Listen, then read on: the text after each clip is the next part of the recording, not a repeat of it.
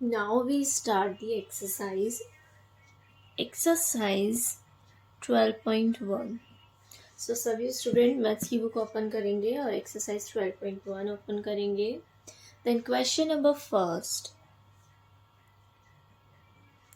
Evaluate.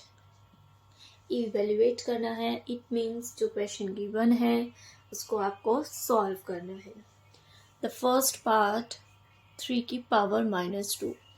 अब 3 की power -2 है. आप इसको कैसे सॉल्व करेंगे? फर्स्टली आपने अभी लॉ पढ़े हैं. इन लॉज के बिना आप क्वेश्चन को कर ही नहीं सकते. बेटा मैथ्स जो एक ऐसी चीज़ होती है वो कभी रटा नहीं जाता. हमेशा ध्यान रखिएगा, जितना आप इसका प्रैक्टिस करेंगे उतना आपका मैथ्स अच्छा होगा. ओके. अब जैसे कि 3 - 2 है तो इसको कैसे करेंगे हम?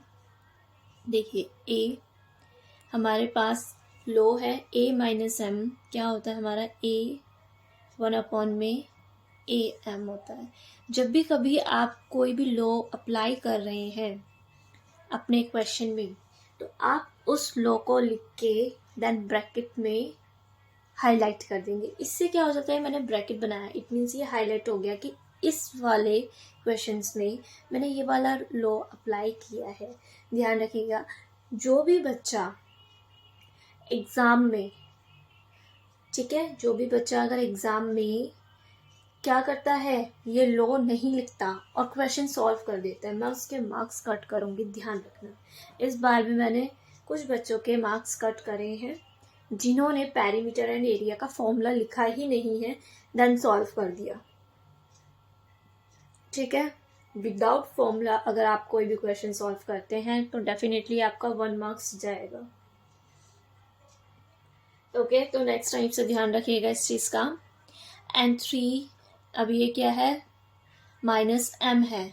तो हमारे पास a - m है तो इट मीन्स पूरा ये वाला जो रोल है वो 3 - 2 है ना. अब इसको हम ओपन कैसे कर सकते हैं? 1/में 3 की पावर 2. जैसे इसको क्या, अगर इसकी पावर माइनस में है तो हमने इसको डिवाइड में लिख दिया. सेम इसकी पावर माइनस में है तो इसको हमने डिवाइड में लिख दिया. और देन अब हम इसको क्या कर सकते हैं? सॉल्व कर सकते हैं. आपको पता है 3 × 3 मतलब कोई भी बच्चा 3 × 2 नहीं करेगा, क्योंकि 3 × 2 कितना हो गया? 6 हो गया. बट अगर मैं इसको ओपन करूं 3 × 3 वो कितना हो गया? 1/9. देखिए कितना डिफरेंस आ गया है. ठीक है. तो इसका मतलब जब भी कोई पावर आपको गिवन होती है इसका मतलब होता है वो 2 टाइम्स है. मतलब जो नंबर आपको गिवन है ये 2 टाइम्स है. ओके. तो फर्स्ट पार्ट आपने आई होप नोट डाउन कर लिया होगा. Now moving to the third part. 1/2 and -5. ठीक है. अब हम ये वाला क्वेश्चंस करेंगे. अब इसमें कौन सा लॉ अप्लाई होगा? Think yourself. या नॉर्मल सी बात है, माइनस की बात हुई है तो a - m की बात हो रही है तो 1/में am ये वाला लॉ अप्लाई होना है आपका. राइट. तो इस लॉ को अप्लाई किया आपने. देन यहाँ पे अब आप इसको सॉल्व करेंगे.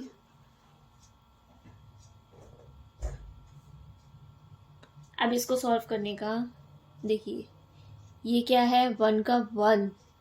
अब डिनोमिनेटर में पूरा क्या है? 1 का 1 am ये पूरा डिनोमिनेटर में जाएगा. देखिए इस तरीके से मैं पूरा एक्सपेंड करके दिखा रही हूँ ताकि आप फिर इसको डायरेक्ट भी कर सकते हैं बाद में. 5 का 5. अब आप देखिए 1/में 1/2 आया हमारा. तो आपको पता होना चाहिए बच्चे कि अब ये क्या हो जाएगा? ये ऊपर ऊपर आ जाएगा, रेसिप्रोकल हो जाएगा. क्यों हो जाता है रेसिप्रोकल? क्योंकि आपको इस टाइप के क्वेश्चंस मैंने कराए हैं. कैसे? जैसे अगर आपको सिचुएशन दी होती है 1/1/2 तो आप कैसे इसका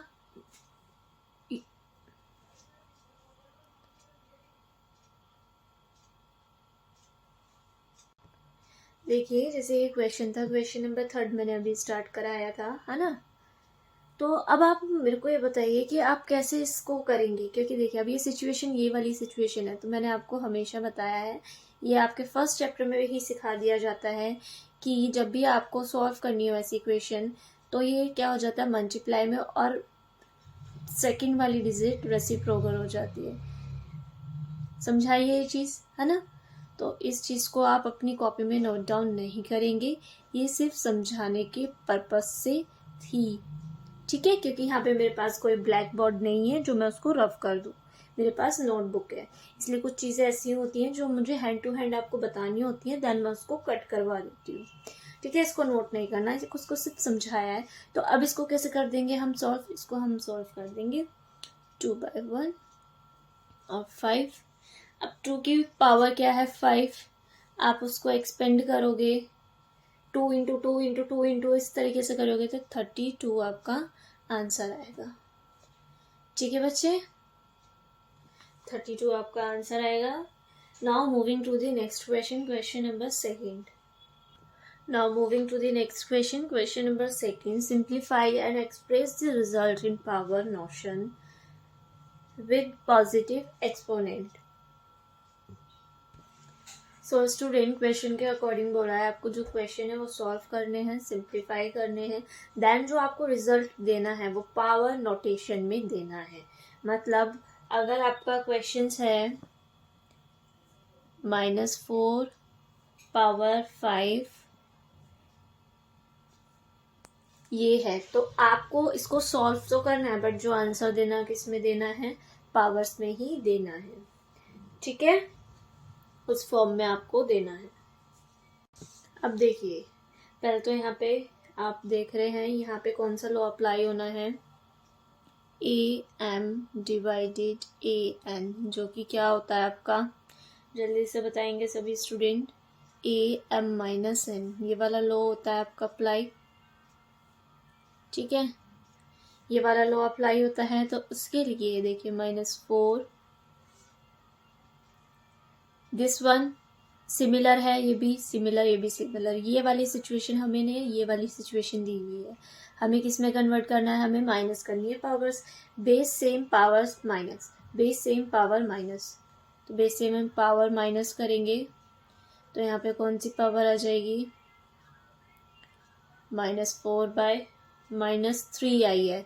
अब -3 तो उसमें तो हम दे नहीं सकते माइनस में आंसर, तो यहाँ पे कौन सा लॉ अप्लाई जाएगा। देखिए जब भी कुछ ऐसे क्वेश्चंस आते हैं वो हम उसमें हम एक से भी ज़्यादा लॉ अप्लाई कर सकते हैं, किसी किसी क्वेश्चन में तो 4 टाइम्स लॉ अप्लाई होते हैं, it's depend on the questions, ठीक है।